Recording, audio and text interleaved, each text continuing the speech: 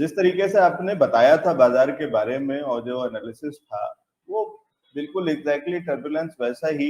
बहुत लोग उसमें बेस ढूंढने की कोशिश कर रहे हैं, बहुत सारे एनालिस्ट उसको उम्मीद कर रहे थे या कह रहे थे। आउट परफॉर्मेंस भी कई कंपैरिजन हम कई जगह सुन रहे हैं कि या देखते हैं कि दूसरे देशों से हम कंपेयर करते हैं और खुश होते हैं कि नहीं हम उनसे बेहतर हैं, हम कम डूबे हैं, वो ज्यादा डूबे हैं, तो इसी में ही हम अपनी खुशी ढूंढ लेते हैं। अल्टीमेटली हर अगले दिन हम और डूब रहे हैं और डूब रहे हैं।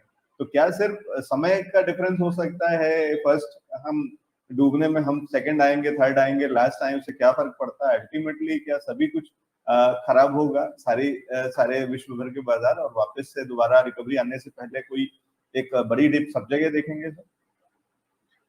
बिल्कुल लक्की जी, मैं दो बातों की तरफ मैं ध्यान चाहूंगा। एक तो पहले जब आपने इस सेगमेंट की शुरुआत की तो आपने बोले कि बाजार के उथल पुथल को समझते हैं, और सही में बाजार में उथल पुथल ही है। वर्ड बहुत ही सटीक बैठा।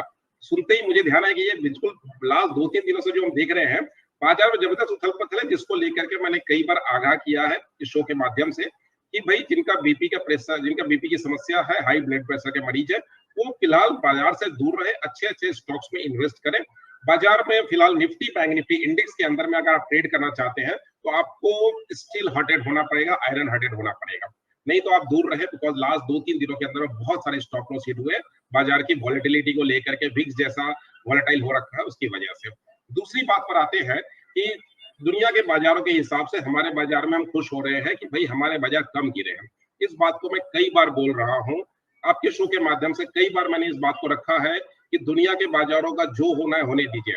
हमारी इकोनॉमी हमारे ऊपर जो चूंकि मैं प्लैनेटरी एनालिसिस करता हूँ, दूसरा इकोनॉमी को फंडामेंटली भी समझता हूँ, थोड़ा सा स्टैटिस्टिकल डेटा भी एनालिसिस करता हूँ, उसके हिसाब से हमारा बाजार बहुत ही मजबूत है। हाँ, ये जरूर है कि सुनामी जब आती है तो वो पेड़ भी बह जाते हैं जो बहुत मजबूत होते हैं, या वो थोड़े हिल जाते हैं। पर हिलने का मतलब ये नहीं है कि वो पहले से अपने आप को अलग कर ले, अपने आप को पूरी तरह साइड कर ले। मैं बोलूंगा बार बार इस शो के माध्यम से मैंने कई बार इस बात को रखा है कि आपको जब लोअर लेवल मिल रहा है आप बाइंग करो। मार्केट अल्टीमेटली ऊपर की तरफ है और 2024-2025 तक के लिए बुल रन इंटैक्ट है। बियर फेज में अभी भी इंडियन मार्केट नहीं पहुंचा है।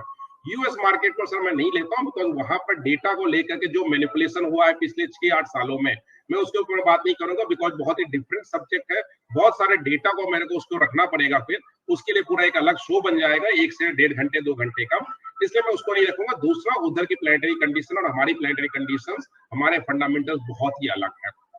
स्टेबल गवर्नमेंट है, थोड़ा सा उथल पुथल होता रहता है विपक्ष को लेकर के, वो अलग बात है, वो होना भी चाहिए, ठीक है। एक अच्छा और मजबूत विपक्ष होता है तो थोड़ा सा उथल पुथल होता भी रहता है, लेकिन अल्टीमेटली बाजार में बुल रन इंटैक्ट है। लोअर लेवल पर आप बाइंग करें, अच्छे अच्छे स्टॉक्स के अंदर में आप बाइंग करके चलो। नेक्स्ट 2 से 3 महीने में या 6 महीने में, 1 साल में भी ऐसे ऐसे कई सारे स्टॉक्स है जो बहुत अच्छा आपको रन देने वाले हैं। आज मैं आपके शो में एक स्टॉक आज मैं रिकमेंड करूंगा फिर से उन लोगों के लिए जिनको मैं बोल रहा हूँ इंडेक्स से दूर रहने के लिए। बट बाजार में बियर फेज को लेकर के आप बिल्कुल टेंशन मत ले, ये बियर फेज टेम्पोररी रहने वाला है, बुल फेज परमानेंट है, और 2024-25 की ग्रोथ स्टोरी इंटैक्ट है अभी भी। ग्रोथ स्टोरी इंटैक्ट है कहना है नितिन सर, और रन वही रहेगा लेकिन उथल पुथल भी रहेगी। सर कोई टाइम फ्रेम देख रहे हैं, ये कब तक ये सारी चीजें सेटल डाउन होने में कितना समय लग सकता है? सर अक्टूबर लगेगा, मैंने ये चीज को बोला हुआ था आपको कि 2 महीने फिर से आपके दर्शकों को मैं छुट्टी पे भेज रहा हूँ। सितंबर अक्टूबर आप पूजा और दिवाली की छुट्टी मना लो, नवंबर के बाद से फिर आपको जम के काम करना पड़ेगा। आपको शायद हो सके फिर शायद दिसंबर की छुट्टी ना मिले, फिर आपको आप सोच रहे हैं कि ठंडी की भी छुट्टी मना लेंगे तो वो शायद आपको ना मिले, बिकॉज मुझे भी नहीं मिलने वाला है, वो मैंने देख लिया है। सो दिवाली और पूजा की छुट्टी आप मना लो। हाँ, कुछ स्टॉक्स में इन्वेस्ट करो और आप छुट्टी मनाओ फिलहाल तो, बिकॉज इंडेक्स की जो रैली है वो आपको कहीं ना कहीं परेशान करती रहेगी अगर आप उस हिसाब से नहीं संभाल सकते हो तो। क्योंकि मैं खुद अभी ट्रेड करता हूँ सर, मैं आपको बताऊं, मैं खुद जब ट्रेड करता हूँ विदाउट स्टॉप लॉस लेवल के ट्रेड कर रहा हूँ, क्योंकि डायरेक्शन मेरा क्लियर रहता है। हाँ, वो अल्टीमेटली डायरेक्शन आता है लेकिन थोड़ा सा उथल पुथल के बाद आता है। मैं स्टॉप लॉस अगर लगाने जाऊंगा तो कई बार मैं स्टॉप लॉस हिट पाऊंगा फिर। जी ठीक है, तो ये कह रहे हैं नितिन सर कि जिन देशों में विंटर वेकेशन क्रिसमस और न्यू ईयर पे होती होगी, हमारे देश में जरूरत नहीं है। हमें ज्यादा फेस्टिविटीज जो है वो यहाँ से शुरू है, और इस समय नवरात्रि चली रही हैं, तो यहाँ से लेकर के और कह रहे हैं दिवाली तक और इधर इस अगले 1 से 1.5 महीने में जितनी छुट्टी मनानी है और जो मनानी चाहिए बाजार से कम इस समय छुट्टी लेनी चाहिए, वो हमें ले लेनी चाहिए। और सबसे अच्छा टाइम हमारे लिए छुट्टी लेने, क्योंकि हम इस छुट्टी में कुछ अच्छा कर सकते हैं, चाहे वो हम अपने त्योहारों को मनाने में कर सकते हो, चाहे हम चिंतन मनन में कर सकते हो, कुछ नया सीखने में कर सकते हो, और नहीं कुछ तो देवी का आह्वान तो कर ही सकते हैं। तो ये सबसे बढ़िया समय है इस समय इन भारतीय बाजारों के अंदर में कि थोड़ी सी छुट्टी और ब्रेक लेकर के चलें, करें नितिन सर। बढ़िया।